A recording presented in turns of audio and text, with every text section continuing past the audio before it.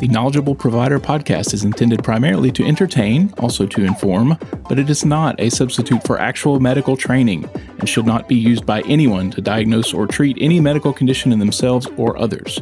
If you need medical advice, please make an appointment to see your own knowledgeable medical provider. The opinions expressed by me and anyone else who happens to appear on the podcast are solely those of the people expressing them and are not necessarily representative of any other entities.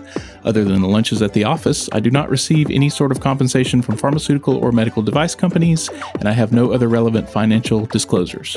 Look, this is all for fun, okay? Don't sue me. All right, on with the show.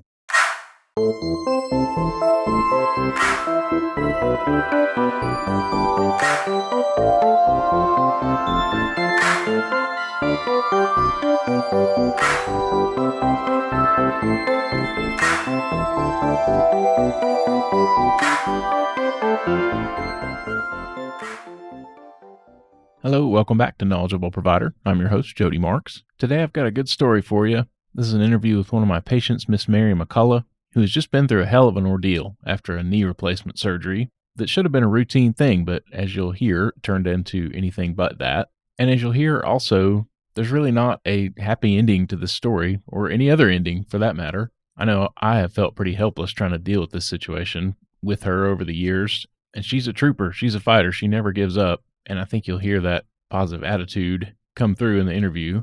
But I think you can tell that we're both just trying to understand and trying to figure out what to do next. So if you're hoping for the key or the answer to all this at the end of the episode, you're not going to find it. In fact, I hope you have it. I'm sure we've all dealt with situations like this, talked with patients who have just gone through these odysseys and these endless ordeals with different things. And it really is hard to be in a situation where you're just kind of helpless. Like, what do you tell somebody? I don't have anything left. I don't have any other tricks in the bag. I don't know who else to send you to. Sometimes things just don't turn out like we hope they would, and sometimes there's just not much to do about it. One of the guys I sing in the choir with at church is a physician. He came up to me as we were leaving the other day, and he said, "Healthcare is hard." And we were talking about sometimes all you really can do is just listen and offer love and support and just kind of try to be there for people. I think we tend to think that medicine always has an answer, or that there's always something else we can try. But even in 2024, we reach the limits of what we're capable of. And it just sucks. It just sucks for everyone.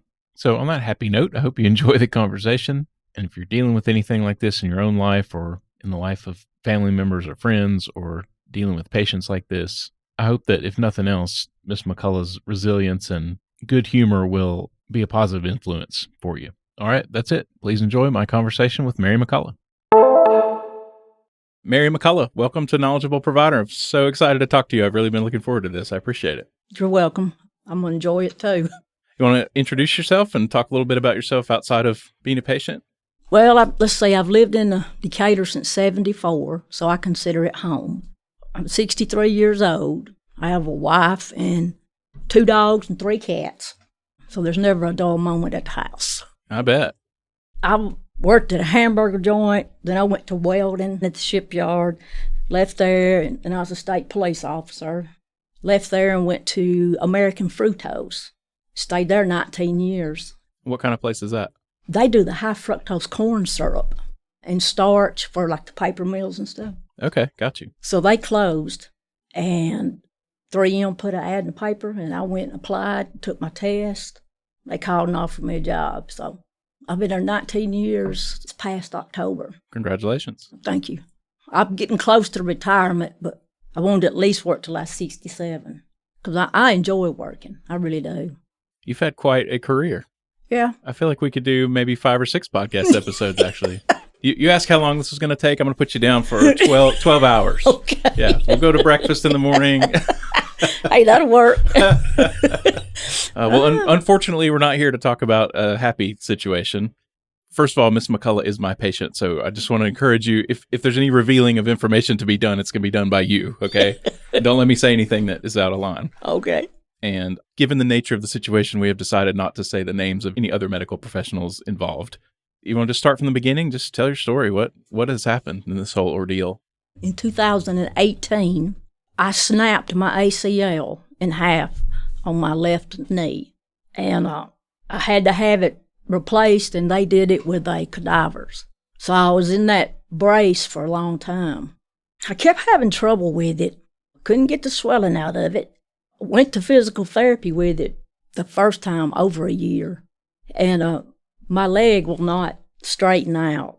There's no laying it flat or, so I've had a lot of pain with it, a lot of sharp stabbing pains. The surgeon that did it, I kept going back to him with it, and he would tell me, well, you're just really active for your age. And I said, okay, what's that got to do with it? He sent me back to physical therapy. Physical therapy would send me back to him because they had done all they could do. So I went into the hospital. They did a test to see if they went in there and burned my nerve endings, would it work? And it did at that time. This is in your back? No. Oh, in the knee itself? Yeah, okay, in the knee itself. So I did that, and then COVID hit.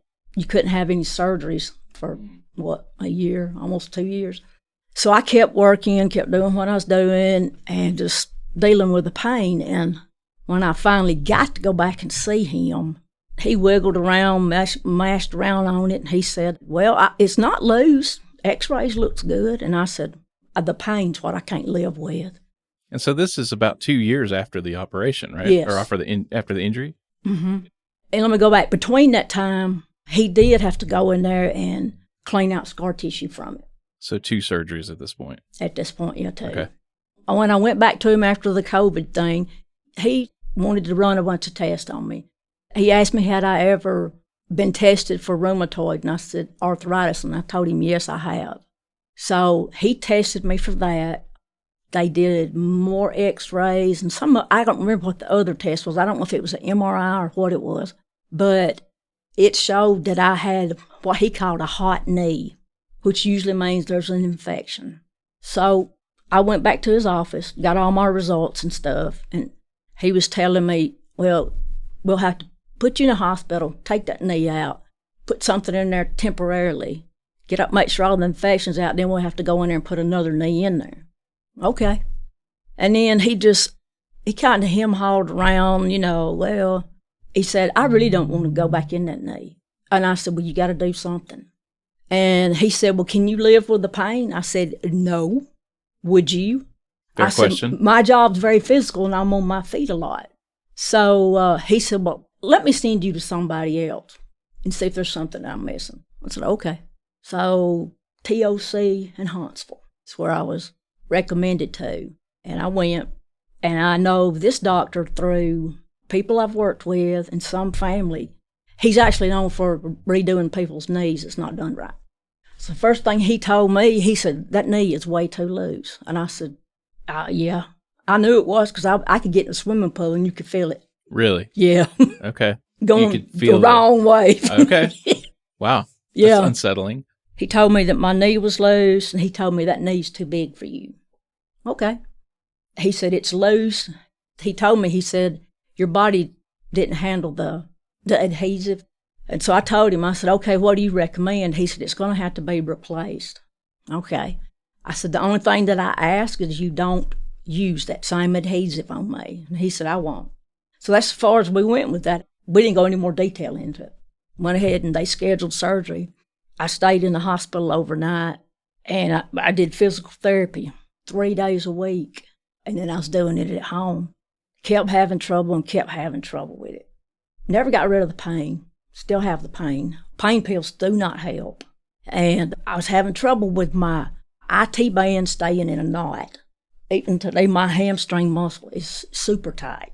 So he'd say, you just got to stretch, And I said, okay, I can stand up and put both palms of my hand on the floor. I said, how much more do you want me to stretch? And I said, for my age, that's good, because I know 20 years old can't even do that. Heck yeah. I still going to physical therapy. I went for 2 years physical therapy with this revision. That was after surgery number 3. Now we're 2 years after surgery number 3? Mm-hmm. Okay. Yeah. So my kneecap, you couldn't move it. They could not even get it to slide. So he told me that it's probably scar tissue. And I said, well, I've been told that my body develops it quick. My PT guy, they did needling. They used CBD on it. And it was a lot of hands-on, trying to stretch it. They want to push that knee down. Look, that knee's not going to go down. It's not. So he put me in surgery in Huntsville and went in there with a scope and cleaned it up. Surgery number 4. Yeah. Okay. That did not get rid of my pain. The swelling was still there, and I still couldn't straighten my leg. So he said, I won't send you to a pain clinic. I said, no. He said, pain management. And he said, I know you don't want pain pills, but he said, one of the doctors over there, he said, I send all my patients to him. And he said, he's good at putting medicine together that sometimes helps. I said, okay. So I went over there, and the first visit, he told me, I'm going to go in there and put 4 shots in it. Okay. He said, if those shots work, I can do that nerve ablation. Okay. So they put me in the hospital, shot me with 4 shots, 2 shots above and 2 shots below my knee. I went home, and it never got any better. It gets to a certain point, especially on my flexibility, it gets to a certain point and it starts going backwards. They're happy if you can get a 120-degree bend out of it. I couldn't even get 100. So when I went back to him, and he said, well, how is it working? I said, it's not. He said, you didn't get any relief. And I said, no, sir. He said, okay, I can do a nerve ablation. Okay, tell me what you're going to do. He said, I'm going to go in there and burn your nerve endings off.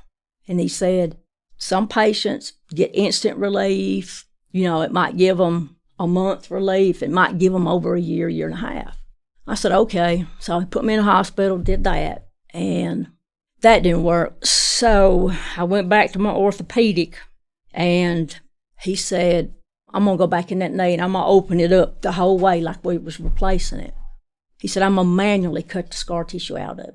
And he said, I'm going to replace the plastic piece that goes between the joint. So they did. So that would be surgery number 6. Yeah, 6. If you count the times I went in to have those other procedures done, that's 9, actually, wow, that they've gone into it. This doctor's nurse practitioner, she said, Mary, I want you to go and have rheumatoid arthritis test. I said, okay. So I did. And my blood work was pretty messed up as far as my inflammation level. That ANA. ANA. Yeah.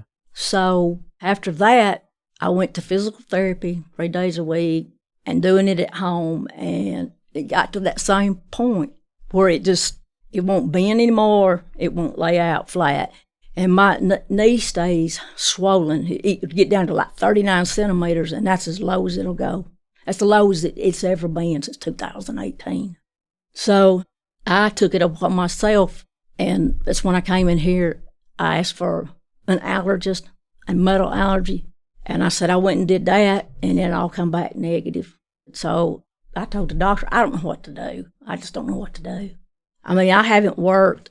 I tried to go back on light duty. Man, that didn't work. So my company sent me home, and I'm going through the disability now, trying to get that started. But I don't know. I apologize to this doctor over in Huntsville because I told him, I said, look, I'm sorry that you've inherited this problem. And he said, Mary, I know. He said, I've kept up with you. I said, what you're doing in physical therapy? He said, it's nothing that you're not doing. And I said, okay, could it be another underlying medical issue? He said, yeah, it could be. When I was going in there for them to take and do the scope to cut the scar tissue out, I was already there getting prepped for surgery. And the nurse come in there and said, don't start her IV. The doctor canceled her surgery. He wanted me to come to the office, so I went to his office, left the hospital, and he said, we're going to have to do a test on that knee, he said, because my inflammation level was up. So they did. They drew fluid and stuff off of it, and it was not an infection. So I was glad he did that. Was there ever an infection with the first one? After the first one? No. Okay. No, I never have. When he told me I had a hot knee and he told me it was probably an infection, he scared me over here.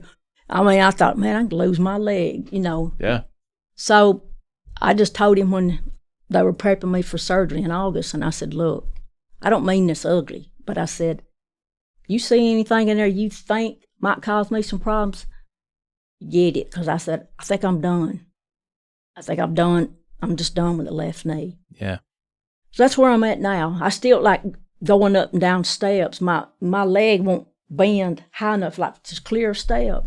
So I kind of fell on the stairs, and so now I just try to avoid them altogether, Sure. I have worked since I was 15, and I waited till I was 56 to get married. Sure.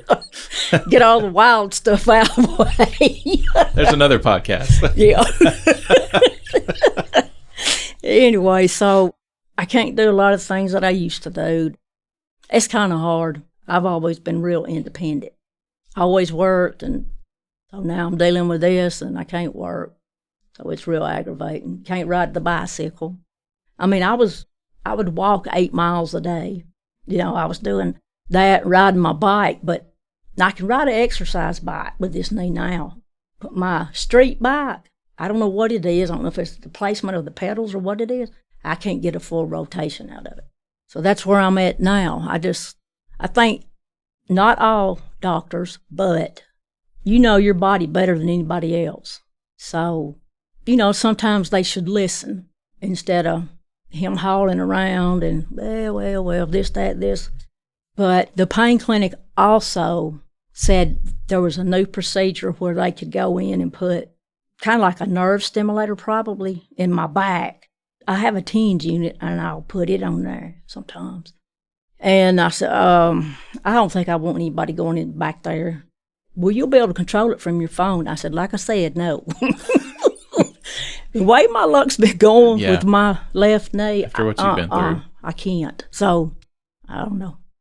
I'm just taking it day at a time, It's hard getting in and out of vehicles. Can't walk a distance for very long. And the sharp stabbing pains wake me up a lot. My rheumatologist has put me on naltrexone, and I know it's helped me sleep 1 hour more. I sleep 4 to 5 hours a night, and that's it. Sometimes I don't even sleep. Mm-hmm.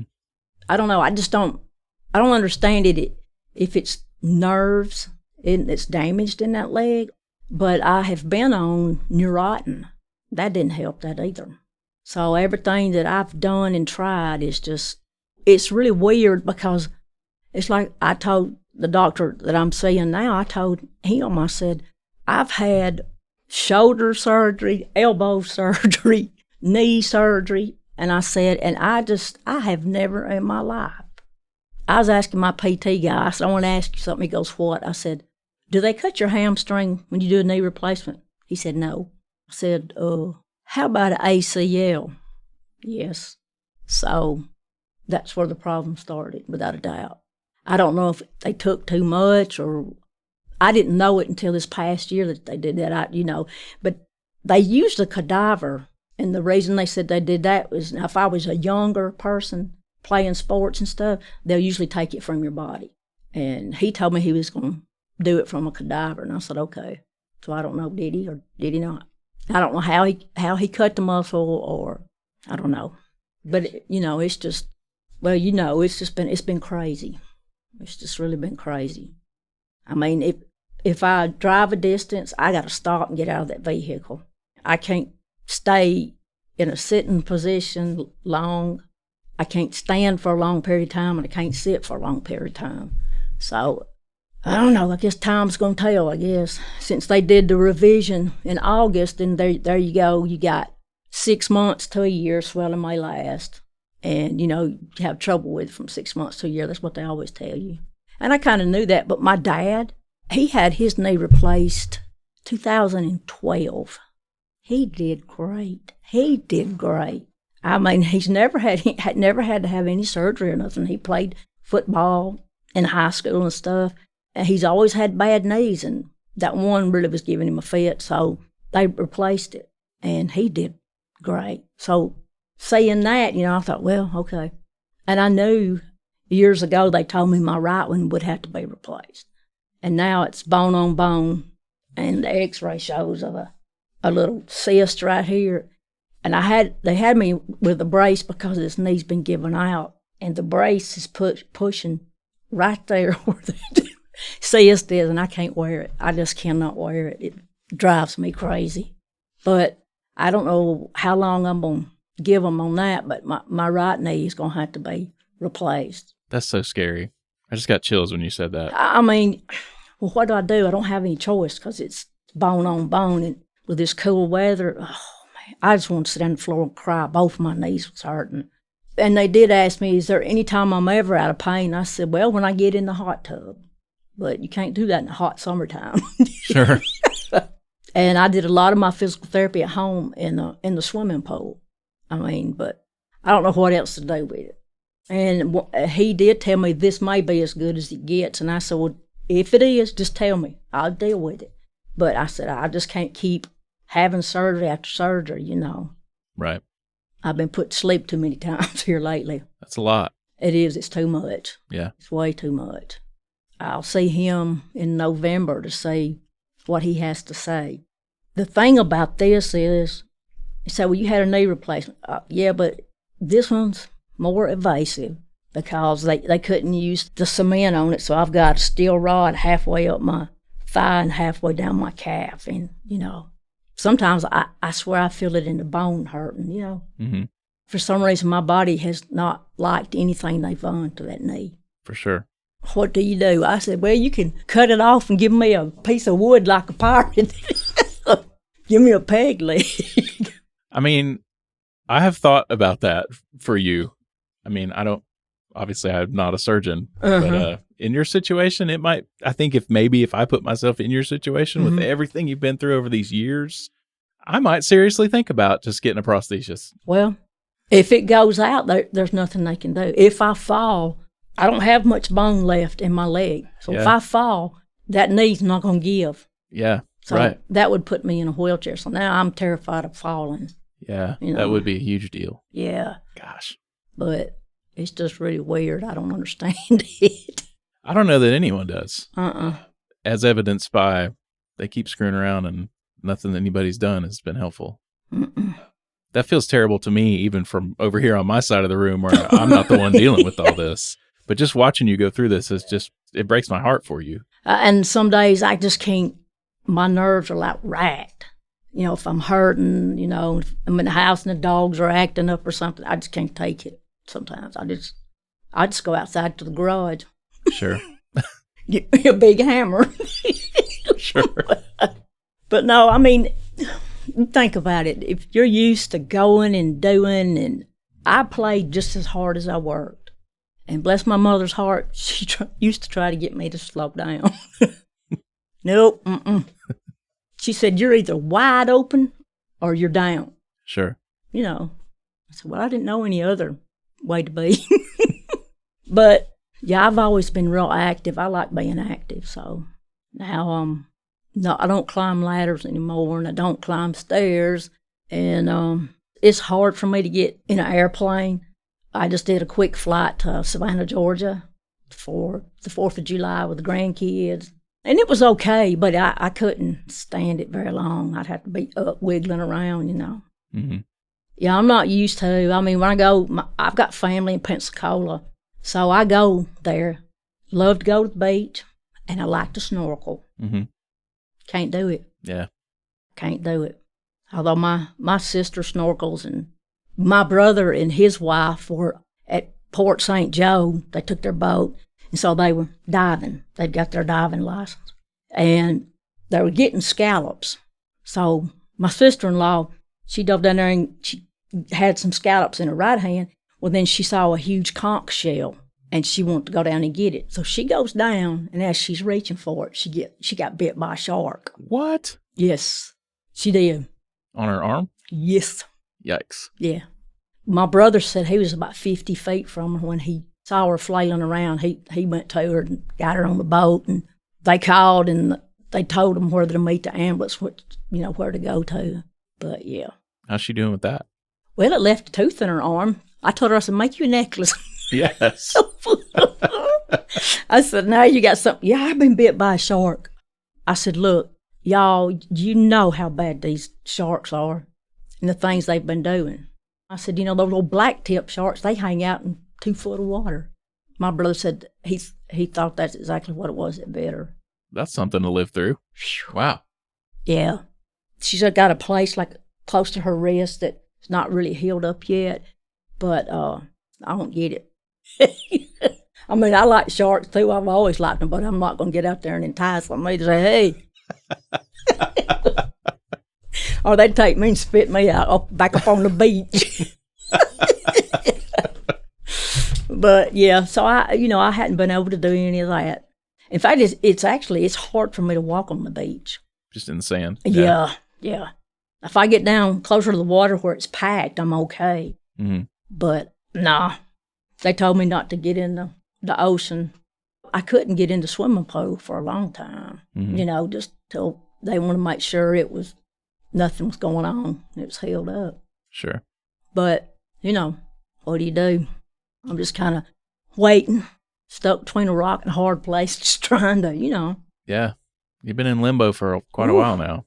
Too long. Yeah. I mean, it's really made me have to stop and take a double look at, don't do this, do this. And of course, Melissa keeps an eye on me.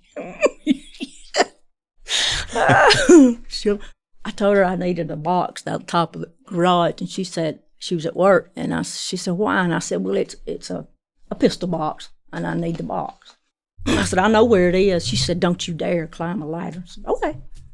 I went out there, and it was right above where my boat's sitting. I got up on that boat and just reached, got down, got off of it. She called. I said, I already got that box. She goes, what?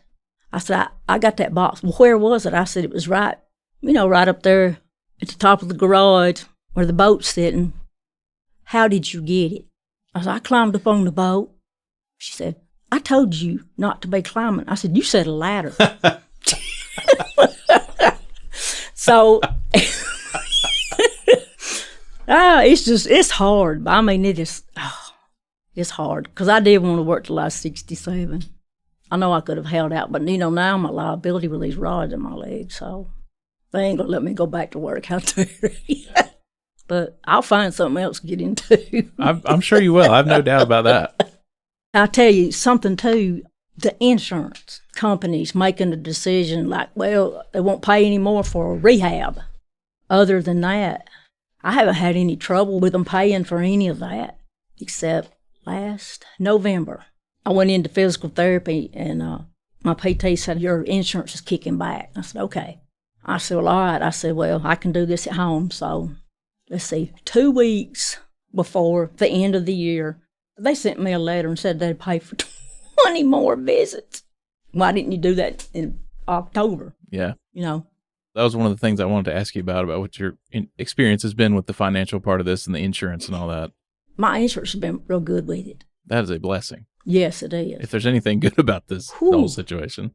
Well, yeah, and then Melissa's insurance would pick up what mine didn't. Okay. Because she had state insurance, which was better than mine, like I said, but I don't know. I would figure they would start kicking stuff back. I mean, but I haven't. They haven't. It's hard to imagine what someone without insurance or financial means would have done in your situation, Thank God I didn't owe a lot of bills, Otherwise, yeah, I might have to rob a bank. Yeah, really. Do you have any sense of how much all of this has cost? Well, I'll tell you what, the ablation, the one they did when they went in and burnt the nerve endings in Huntsville, was $55,000. That was one of the most minor things you've had out of all of this, yeah. Yep. So there's no telling. Yeah. It's no telling. And I don't know if they have a limit on how many times they'll let those doctors go in, I guess I should have been an orthopedic doctor. I think you are now. I think you get an honorary degree in knees at least. I told my doctor over there at TOC, I said, I know I paid for at least one brick in this building.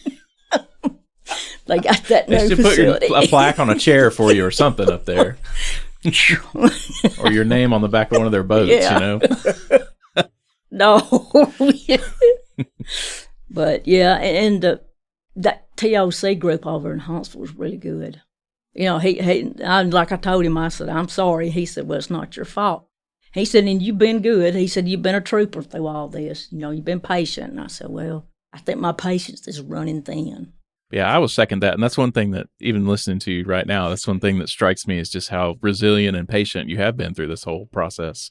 Not everybody would have kept it together the way you have. And I'm glad that you've heard from somebody that it's not your fault, because I feel like sometimes in these situations, people want to blame the patient. Like, oh, you're not doing your therapy like you're supposed to, or there's something you're doing that's making this happen. Did you ever get that vibe from anybody, like at first? This one, yes. So in the indicator, we were talking, and when I was still having a lot of trouble with it before I got sent to TOC. I was sitting in there, and I was telling him, I said, well, I don't know what else I can do to it. He goes, well, he said, Mary, it's not nothing that you've done. And I asked him, was it something you did? Well, no. No, of course not. He wasn't expecting that. Yeah, I bet. Their physical therapy was tied into them over here, too. And I did a lot. I didn't slack on it at all. I even got Melissa, I said, look, just press this knee down, see if it'll go straight. Yeah. She don't want to do it. I said, well, I could go out in the garage to tie a rope to my ankle, throw it up over the rafter, and pull on it to stretch it. DIY physical therapy. Oh, yeah. But the physical therapy on a knee replacement is 99%. It really is. If you're not going to do the physical therapy, don't even have the surgery. Yes, for sure. Yeah, I've been through a lot of physical therapy. I was hoping this would do it. My kneecap's starting to, you can't really move it around. I'm sure it's the scar tissue, and the scar tissue is probably going to be a problem. But it came back too fast. Because, I couldn't, if I took a step up on something, you'd hear my knee just crunching. Yikes. It didn't bother me, but when it started hurting, it got to the point it's really hurting, that's what it was. Yeah. I don't know. When they send you to physical therapy and physical therapy keeps sending you back to him, I don't tell him something. I'm sure that's a frustrating loop to be in. Yeah. To say the least. They said, we've done really all we can do. We can't help with your pain and stuff. It's something else. Yeah, it is something else. When I talk to people about considering knee replacements, I say, most of the time it goes great. And then I think about you every time, and I'm like, every once in a while, it's a disaster. Yeah. Do you feel like before the surgery, do you feel like you got a realistic explanation of risk versus benefits? Like, did it ever cross your mind that this might be a disaster? No, I didn't. I do know everybody's different. No two patients are the same, how they react to it. But I figured I'd go through it and be no problem, and I'd just keep on going. Oh, I've hit a brick wall. Sure. I did get a little impatient with it as far as the pain. And I think what causes a lot of my pain is because that knee will not lay flat. And at night, it's hard. I have to rotate it out. So I have to go to my chiropractor every other week, sometimes every week, because it gets my hips out of alignment. Sure. I don't miss those appointments. And he's good if I need, I can call him at home, and he'll meet me at the office. That's great. Yeah, he's a good guy. But it's just thrown me for a loop, because I've had shoulder surgeries and bounced back. And, and this knee here, when I'd had surgery on it, I bounced back with it too. But this one here, the other one's got a mind of its own. Yeah, right. But on this outside sometimes I can't feel, but I get that burning sensation. That's nerves, is it not? Typically, yes. Not that there's anything typical about that knee, but usually burning, tingling kind of pain is nerve, quote unquote, pain. Yeah. So really, what do they do for nerve pain? There's not a whole lot. Well, you've already, I don't know of anything other than what you've already been through. Use gabapentinoid medicines like gabapentin or Lyrica or pregabalin is the generic name, and then the ablation kind of procedures. I was really hoping that ablation was going to, if it just gives me a month out of pain, Yeah. And it's just like I told the doctor, my knee feels like when it bends, it's like it's hung. It's only going to go so far. Right. I don't know what causes that, except, they just keep telling me my muscles are tight in that leg. Mm-hmm. Okay. My doctor in Huntsville, he has made a comment about maybe having to extend my hamstring. And I said, if that hamstring ain't been cut, there's no reason to extend it. Makes sense. Yeah. So, I don't know. I don't want that done, because that could mess it up worse than that. I guess I'll just be like Festus. Oh, Lord. I imagine having a good sense of humor is helpful through something like this. Look, me and my brother, he's got rheumatoid arthritis real bad. He's had his knees replaced, his hips, his shoulders. It's kind of a running joke in our family that, okay, Chris will call me and say, hey, sis, if you got the walker, I need it. Yeah, I'll bring it to you. Then I call him back, hey, I got to have that walker. You're going to need it. I mean, he's had some pain with his, not like I've had with this left one. They had to go in and do back surgery on him again. And he's having a lot of nerve pain. Him and I was talking the other day, and I asked him, I said, do you ever get the nerve pain? He said, I think. I said, it's the burning and the tank. He said, yeah, I get it. He said, I'm getting it in my back. But he did good through his replacements and stuff. That's interesting that he's having some trouble after back surgery. Mm-hmm. Yeah. At one time, they wanted to put a cadaver spine in him. Birmingham, they talked about doing that. And they wound up they didn't, but his disc in his lower back, they've had to replace all that. They said he had a little bit of scoliosis. So he went in 1 week, they cut him open and got him ready and took the old stuff out. And I think they're trying to get that spine straight, and I don't know. Mm-hmm. And then the next week, they went in and actually did the surgery, but he's in a lot of pain right now. Got you. I just told him, I said, I don't know how you've lived with the pain you've lived through, because he's in his early 30s.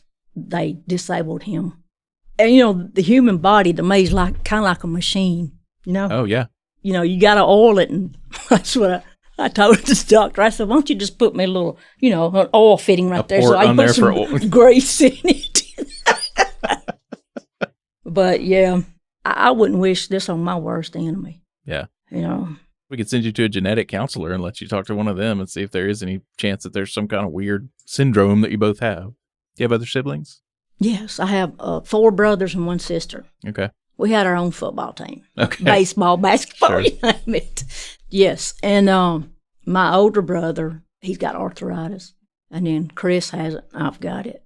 My grandmother, on my mother's side, had it, but my dad's, he didn't have a whole lot of it at all. Obviously, there's some hereditary aspect to the arthritis. Yeah. Off the top of my head, I can't think of any. It would be something rare that would cause this kind of complication. But right. My rheumatologist in Coleman, I tested positive for lupus the first time I saw her, and she did all my testing and stuff. And then she said, just because you test positive for it don't mean you've got it. Those autoimmune diseases are tricky like that. Yeah. Right. So osteoarthritis is what I've got. Is that an autoimmune? We think of osteoarthritis as more like wear and tear. Yes. Whereas inflammatory arthritis, yes. autoimmune, we think more of the immune system is attacking the tissue, and that's what the problem is. But we use that word inflammatory to mean autoimmune, but there's inflammation involved in both, so it's kind of like the underlying mechanism is different, but the result is more or less the same. Right. At least until the inflammatory stuff gets to the more advanced. But that's what the doctor here was doing my blood work, and my blood work came back bad, and she asked me about arthritis, and I said, yeah, my baby brother's disabled with it. I said, he's got rheumatoid. She said, well, your numbers are messed up. She said, I want you to go send you to a rheumatologist. So they did. Even though I test positive for that doctor over there told me, the one in Huntsville said, well, we're not going to treat you until you start showing more signs. And I said, well, everything you've been doing is not working. Yep. So I don't know. I guess I still got some autoimmune going on. She's put me on that Trex link, or Naltrex. And they've just upped it. Methotrexate? No. It's a compound. It's naltrexone. Okay, naltrexone. She said that's given to people that have an addiction to opioids. Yes, right. So when she told me that, I said, I don't want it. She said, wait a minute. She said, Mary, a lot of my patients that has a lot of pain, she said, this has helped them. Okay. She said, but you have to make a choice. Do you want to take pain pills or do you want to take this? And I said, well, I want to try this, because I said the pain medicine does not help me. It started me at a 0.5 is the lowest you can go. And she said you can go up. So I'm stepping up. And they said if I start having a problem, back it back down.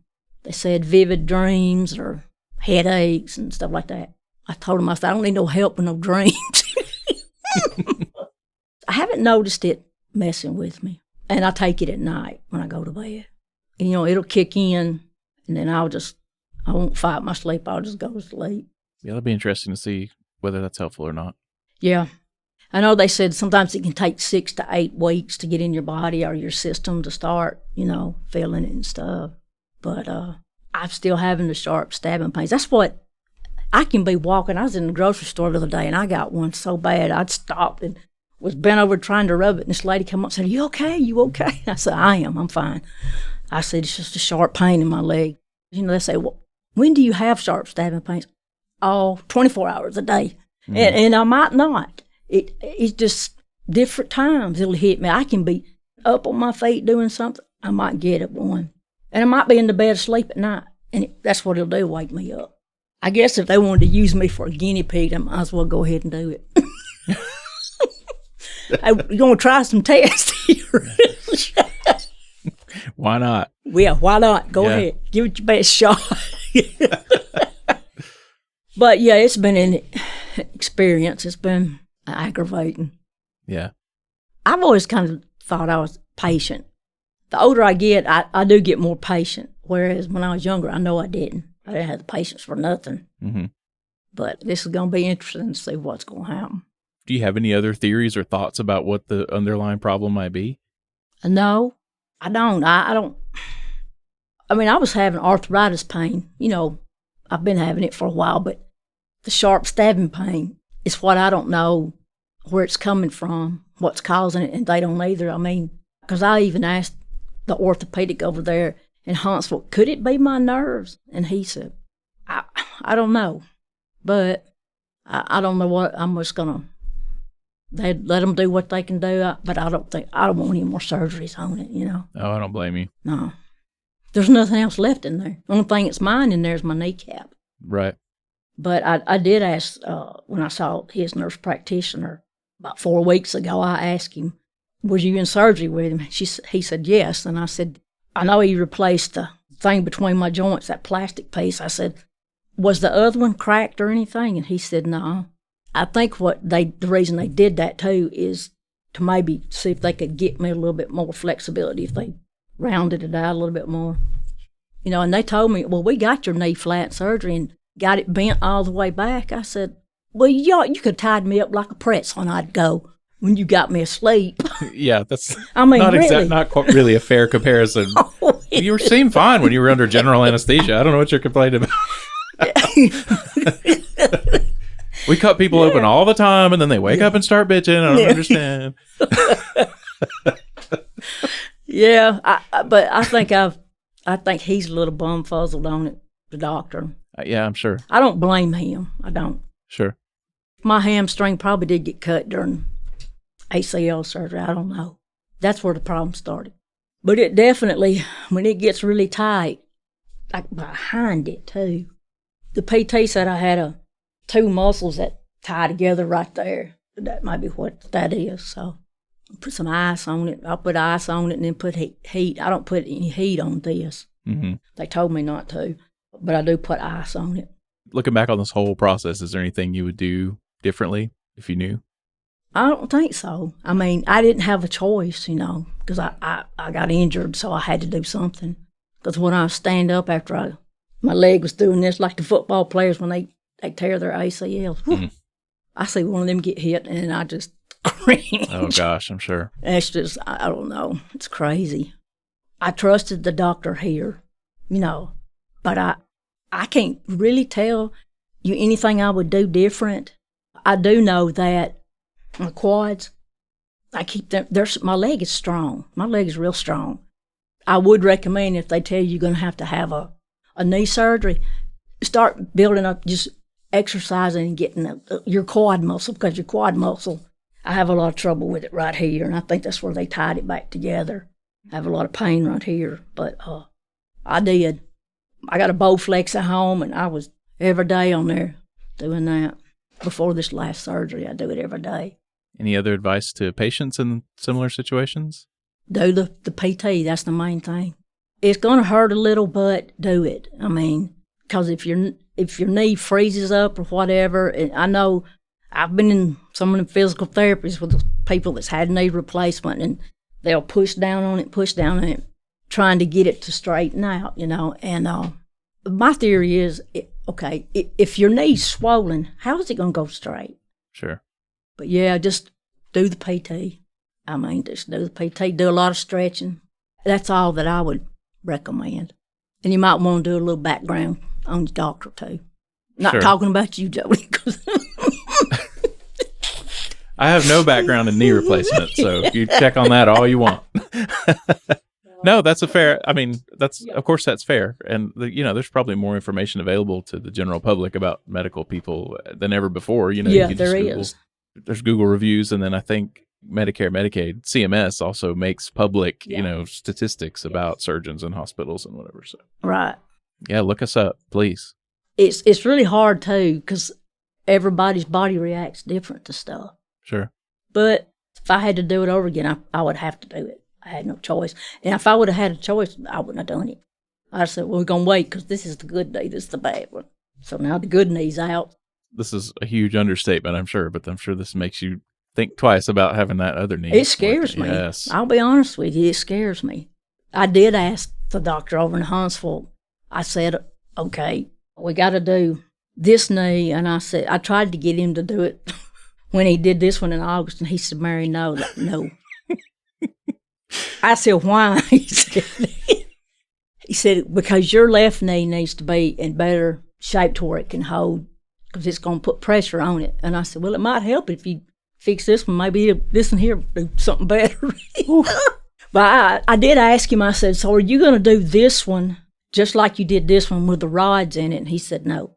He'll do it like the regular knee replacement. Mm-hmm. But yeah, it's something I've thought about. But with that bone on bone right now, and it's rubbing and stuff, and then there's another cyst on it. Probably not going to have a choice about that either at some point. Man. Yeah, it's been a trip, I'll tell you that. It's really been a trip, and sometimes I just can't stand it. Yeah. Any other advice for the medical profession, medical people in general? Or earlier you mentioned listening to the patients. Yeah. Which, by the way, has emerged as a common theme when I'm doing these interviews. Like, apparently we're not very good at listening. No, that's not true. But you know how some doctors will rush you in, rush you out. They don't listen to anything you say. Sure. It's like I said, you know your body better than anybody. And so the doctor should just listen to what the patient's telling him. Or her. Yeah, or her. That's right. And don't ask a patient, can you live with the pain?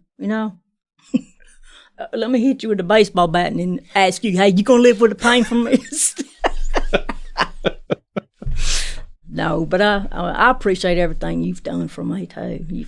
Oh, of course. I feel like I've done absolutely nothing for you, but you're welcome. You have. I'm happy to do nothing anytime. No, you've helped me. You have. I appreciate that. Yeah. I hope so. Yeah. If there's anything I can do, of course, let me know.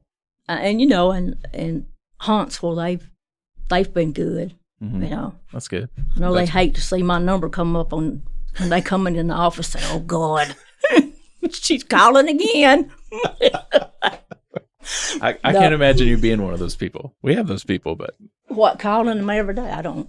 Right. No. But no, I'm sure they feel kind of frustrated with the whole situation, too. Yeah. Like why, when you don't understand why something's happening, it is frustrating. Yeah, I mean, and the thing about it is, too, like, my muscles in that leg. I mean, I've always had strong legs. I played sports, lifted weights. I've done all that stuff. But I've always been real active. So, it didn't take long to get my muscle built back up after this last surgery. Yeah, it's always better when you start from a good platform, like somebody who's already healthy and strong, and that is very helpful. It's interesting to think about how all this might have gone if you were not, an active, healthy person already, Yeah. I could see where it could probably put somebody in a wheelchair, but no. Yeah. If I get me a wheelchair, I'm going to motorize one, and I'm going to have tracks on it like a tank. It stand up on its back. I done got one picked out for me and my brother. In fact, he's already got one. Somebody was giving away. He said, I'll take it. I know his wife wants to beat him, but so he's got it in his garage. He said, I already got one. I said, well, we need to start modifying it. Let's hope it doesn't come to that. As cool as that sounds, let's hope it doesn't come to that. Yeah, I don't want to do that. Yeah. Nah, he don't either. We just joke about it and go on. That helps sometimes. Yeah. I admire your resilience. even just looking from the outside, just watching you go through all this, I just don't even know how you're dealing with it. I don't know how I would be in that situation. I mean, your whole life has changed. Well, okay, so when I at the courthouse here, I got a hook in my shoulder with titanium screws too. So I go through that thing. I mean, it went stupid. Them officers come around there, and I said, whoa, guys. I said, I got a knee replacement, but I got a little bit more because more metal in my leg than usual. And I said, so it'll set it off, and it did at the airport too. They had me. Really? Wow. Yeah, it does. I mean, it interferes when me and Chris go metal detecting. We'll scan each other. I have to make him stand back. If we found something and I'm digging, he'll come over there and say, well, use your pointer on it. And I'll use it on there, and then he'll get a little closer, and it starts. I said, Chris, back up. So I told him, I said, we can't be around no big, strong magnets. Oh, yeah. Take us straight to it. Stay away from the car crusher things. Yeah. Yeah. Does that can you use a metal detector, or does that throw it off? Yeah. You can, the sensitivity. We can adjust it, okay. Yeah. We do that, but we just for the fun of it, hey, let's see if we can set them off today. So we can adjust our tones, because you can adjust the tones for money and different types of metal and stuff. Okay, so got you. We haven't got to do that lately. Yeah. I haven't got to go fishing in 2 years. Ugh. My bass boat's sitting in the garage. I know it wants to know where I'm at. And I usually go to Georgia fishing every year with my best friend. She lives down there. I haven't been the last couple of years because she don't have a real steep embankment, but it's enough and it's a distance, to get down to the dock and stuff. I want to go. I'm having a fit to go. Yeah, I bet. I don't care if I don't catch a fish. It's just relaxing to be on that water. Oh, yeah, absolutely. I don't know what the next step is. I guess I'll know in November, because I'm going to see him in November. I hope something good happens. I don't know how else to say that. I do too. I want you to be able to at least get more of your life back and not be in pain. Right. Man.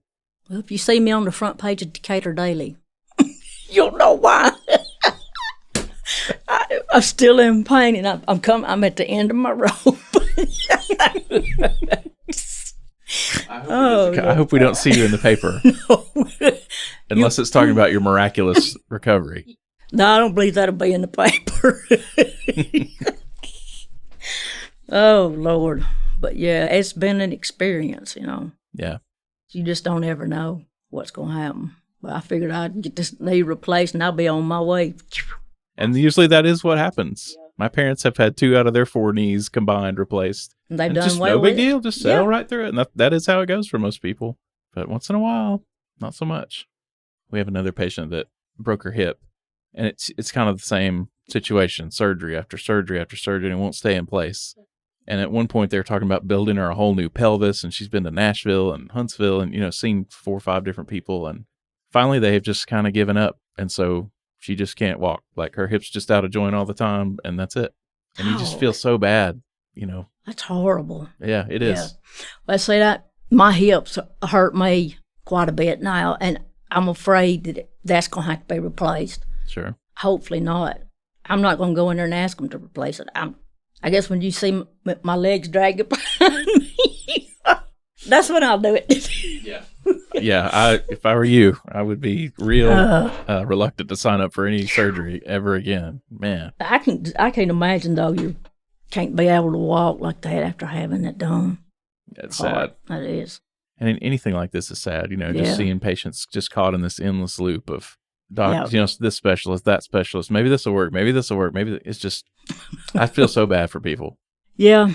I just want to get the pain under control where maybe it'll stop. Yes. Be done with it. Right. Absolutely. That's what I'm working at now. Yeah. And I think any kind of alternative, anything you want to try as far as acupuncture, you're doing some chiropractic, anything that's out there on the edges is probably worth trying at this point. With the needling, they said that usually works a lot of times. It didn't on mine. Right. I let them do it 3 or 4 times. The doctor he wasn't real hip on that when I told him that. He said, I said, you don't like that? He said, no. Now, why? I don't know. I didn't ask him. But I haven't done it in a while. Yeah. It's pretty painful. Is it? Yeah, because that needle's got to go down into that muscle, and they'll Mm-hmm. And they put the electrodes on it, Yeah. and it stimulates all that. When you get to this point, when you've already tried all the inside the box things, sometimes you got to get outside the box. The doctor at the pain management said there's a new procedure, and they're doing it in Nashville or Vanderbilt. He said that it's specifically for people that's having problems like this. But he said, it'll soon be here, but I don't really know exactly what it consists of. I said, okay. Okay.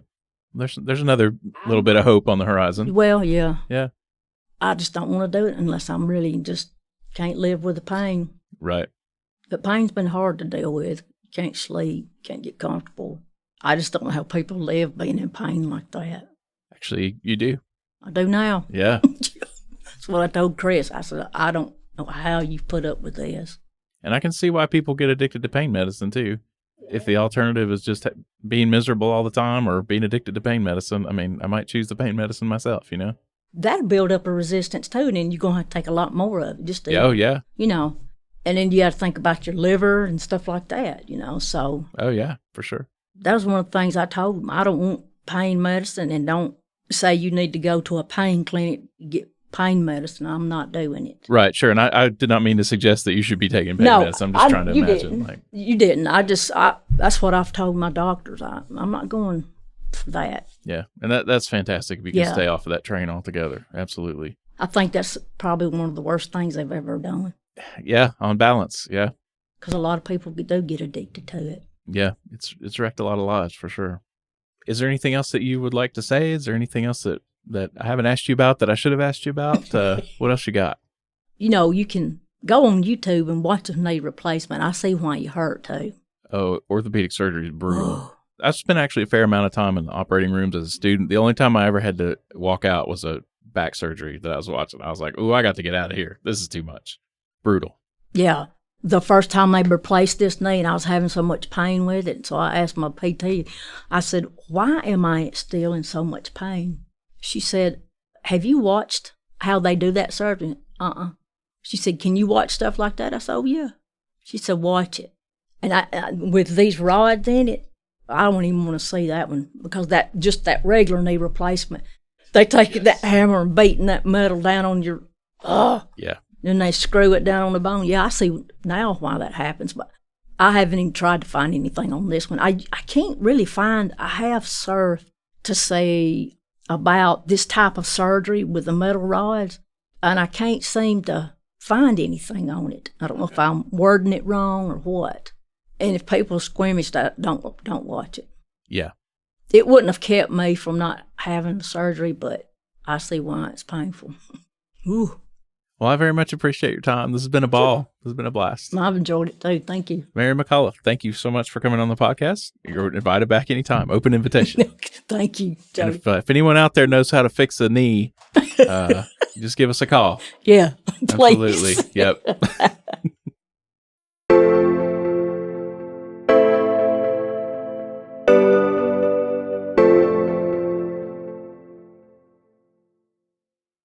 All right, that does it for this episode of Knowledgeable Provider. I'm your host, Jody Marks. Thank you so much for listening. Please be sure to like, subscribe, or follow on your preferred listening platform. Give us a nice 5-star rating and leave a nice review. If you'd like to help support the show, you can do that at patreon.com/knowledgeableprovider. And as always, stay safe, take care of yourself, and take care of your patients in that order.